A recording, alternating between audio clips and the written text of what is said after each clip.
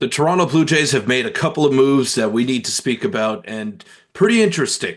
Things that we did not see coming, so we'll break that down on this episode of Jays Digest, as well as the continued watch of some power hitting outfielders that the Blue Jays desperately need to address some holes on their roster. So we'll have that and much more coming up next.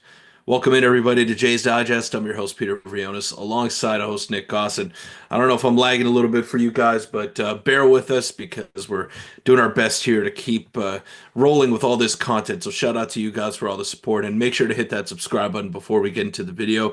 But Nick, some moves went down today by the Toronto Blue Jays, not blockbuster by any stretch, but they were surprising because we were expecting this one player that is probably not going to be a part of the organization now to at least maybe have a role this season with the depleted bullpen, and could have potentially been a guy to come up from the minor leagues. We've been talking about the lack of depth that the Blue Jays bullpen has, specifically in the minor league ranks. And if anyone was close to the big leagues or had a chance to make an impact this year, it was this guy. But they ended up signing someone that I think fills a little bit of a bigger need for them and could potentially be a lot better than what the advanced numbers say, or what his numbers have said in the past workload that he's experienced. But again, not a blockbuster move by any stretch. We're still waiting for that to happen, but a move nonetheless. Yeah, some interesting moves. And again, like you mentioned, he's not going to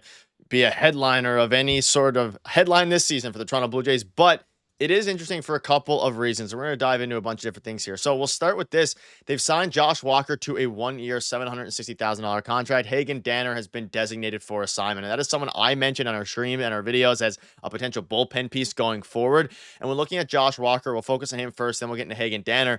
Still has an option for year remaining, so the Jays have some flexibility with this signing. Consider it a slight inside track in any bullpen competition. Toronto still clearly needs to add more lefty depth in the bullpen alongside Brendan Little. So we know, of course, they DFA'd Tim Meza.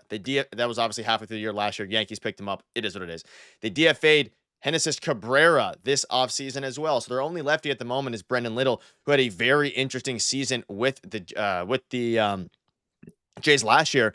And you look at it now, Josh Walker has a minor league option, so the Jays don't have to open the season with him. And if you're unfamiliar with his game, he is a lefty who doesn't throw for a ton of heat, but he has elite extension per Baseball Savant, a lot of whiff, a high whiff percentage, but has command issues at the minors and the majors. So Peter, it is an interesting player. You know, he's a 47.2% whiff rate. So clearly they're going to be, if they, use him in the big leagues, they're going to use him as a specific guy, using him for niche situations, specifically when you want swing and miss and strikeouts here. It's an interesting player, and for a bullpen that's as bad as it is this season, this upcoming season, at least as it currently stands, and how bad it was last year, obviously improved with Jimmy Garcia and some other guys. This is an interesting signing to me, and again, it's a major league contract, but he has an option remaining.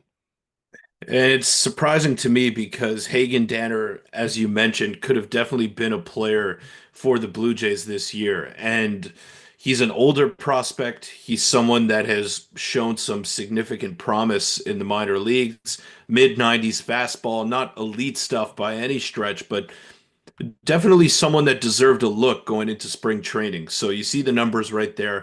They don't jump off the table at you in terms of Hagen Danner here, but still, he's been fairly solid over the past couple of seasons. And I thought that maybe he would have gotten a chance coming into spring training. We've seen him in the past couple of spring trainings with the Blue Jays. And again, the lack of depth in the bullpen, I just don't know if you're in a position to give these guys up. I assume that Danner would have probably had to make the team to avoid the Rule 5 draft or something like that. So that is maybe the reason why they chose to go with a guy with an option who is also a lefty. And I mean, Josh Walker seems intriguing. Again, an older guy too, with some big league experience. So it's not a terrible signing in my opinion, but I really thought that this could have been a breakout year for Hagen Danner. But again, like you mentioned, I think he's going to be a specialist, but that's pretty hard to do nowadays with the three batter minimum rule. So he might be a lefty. He might be able to get you some outs in some certain situations, but I think you're going to really have to cherry pick those spots and put him into favorable situations in order to get the most out of him because he has command issues. His stuff is not all that great. I mean, he's got a great curveball by the looks of these advanced analytics here, but got to see a little bit more, and we got to see a bigger sample size as well. It's not like he had a 60 innings pitched last year with the Mets. He was, fairly shortly used. So we'll see. Yeah, 10 games and obviously the three batter rule, it affects players like this a lot. We've seen around the MLB. That being said, you can obviously circumvent that a little bit by putting him in when there's one out or two outs, and that's I'm sure what they're going to do with him. But it's not a groundbreaking move. And regarding Hagen Danner, you mentioned it, he put a 3.06 ERA last season with between the Bisons and of course Dunedin. But we saw him briefly, one game, made his MLB debut back in 2023, but he's only 25. So again, they're going for the veteran lefty as opposed to the young Hagen Danner, but he hasn't done enough, I guess, for the Blue Jays at the minor league level. He was coming off of a couple of interesting seasons, never had a great year since the 2021 season with Vancouver. So ultimately, I'm curious to see how they use Joshua here, Josh Walker. So I think the biggest thing here is this bullpen at this point now is so thin regarding depth, specifically with lefties, that signings like this that usually wouldn't carry too much weight will probably end up seeing these guys going forward at the major league level and probably at the minor league level as well and in spring training and all these things. So let us know down below what your thoughts are on this. But Peter, I want to touch on this here quickly before we wrap up. We finally got some information surrounding Jurickson Profar, and according to Jeff Passan, he is seeking a 3-year deal. So we know Teo's searching for a 4-year deal, Santander is searching for a 5-year deal, and Jurickson Profar, the most, risky of the three, is searching for a 3-year deal here. And you can see this from Jeff Passan. It's interesting. Looking for a deal in the 3-year plus range. 45 million was the initial, spot track estimate and things like that. I'm curious to see what your thoughts are on this now, given the market being set for Santander and the market being set for Teoscar Hernandez. The most volatile player of the bunch here in Profar has put up WRCs as low as 40, I believe, a few years ago. He's very up and down, coming off of a breakout year. I think he is. I think he's the riskiest of the bunch here, but intriguing. He wants 3 years, about what we expected.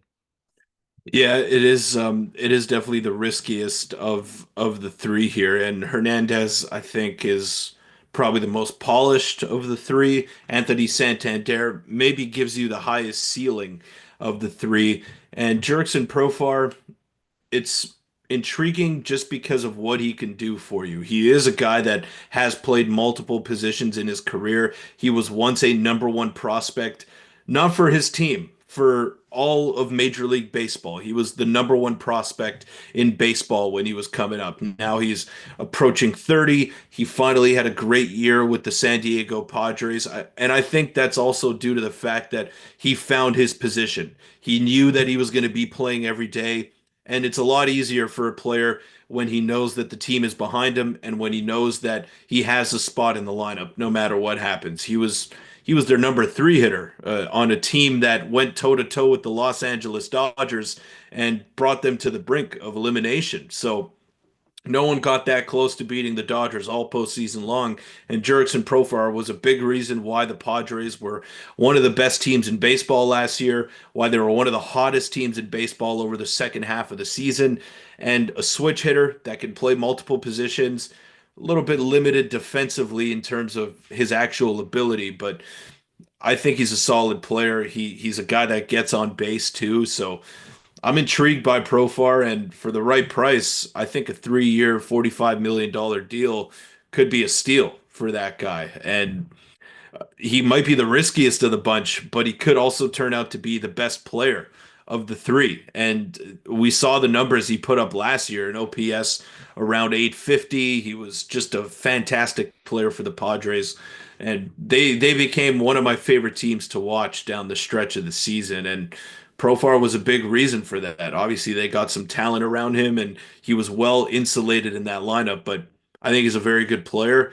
And like I said, for the right price, I mean, at this point, you just got to get one of those three guys because the offseason is a total and utter disaster, failure, call it whatever you want to call it. If you don't get a guy that can jack at least 25 to 30 home runs for you. Yeah, and the Jays are interested in him according to Paston as well. So that's something to keep an eye out as the season or the offseason, progresses with Roki Sasaki getting underway soon as we approach January. But that'll wrap it up. Let us know down below what your thoughts are on the designation, the DFA of Hagen Danner, as well as the signing of Josh Walker. And of course, let us know out of those three, Profar, Teoscar, Santander, which one you'd want. Thank you guys for watching. See you later.